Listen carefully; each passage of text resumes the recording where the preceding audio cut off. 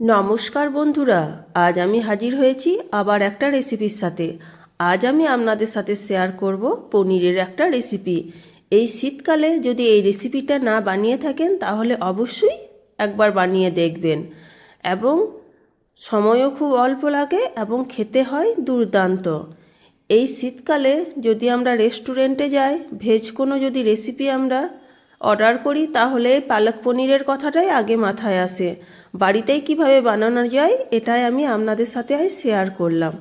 আসুন তাহলে রেসিপিটি দেখে নেওয়া যাক। আশা রাখছি ভিডিওটা আপনাদের ভালো লাগবে।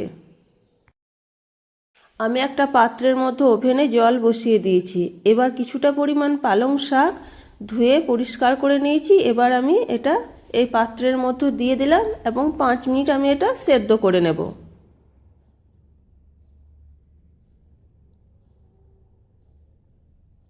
আমি পালং শাকটা জল থেকে তুলে বরফ গলা জলের মধ্যে রেখে দিয়েছি 5 মিনিট, কারণ এই রঙটা পুরো সবুজ থাকার জন্য বরফ গলা জলে আপনারা রেখে দেবেন। এবার একটা মিক্সিং বোলের মধ্যে আমি এই পালং শাকটা জল ঝরিয়ে নিয়ে নিলাম।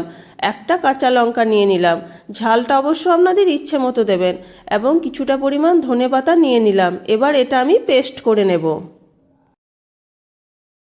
আমি ওভেনে একটা কড়াই বসিয়ে নিয়েছি। এর মধ্যে 1 চামচ সরিষার তেল দিয়ে দিলাম, 1/3 চামচ গোটা জিরে দিয়ে দিলাম।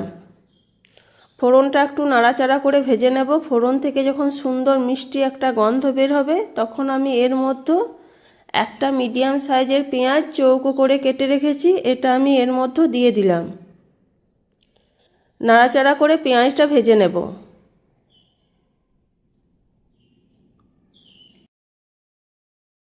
এবার আমি এর মধ্যে 1/2 চামচ আদা ও রসুনের পেস্ট দিয়ে দিলাম। এটাও আমি কয়েক মিনিট নাড়াচাড়া করে ভেজে নেব। যখন আদা ও কাঁচা রসুনের গন্ধটা চলে যাবে তখন আমি এর মধ্যে একটা মিডিয়াম সাইজের টমেটো চৌকো করে কেটে রেখেছিলাম, এটা দিয়ে দিলাম।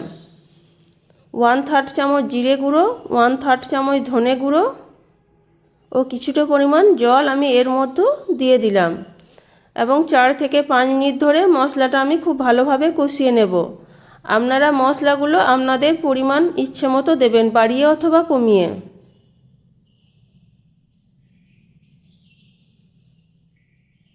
মশলাটা খুব ভালোভাবে কষানো হয়ে গেছে।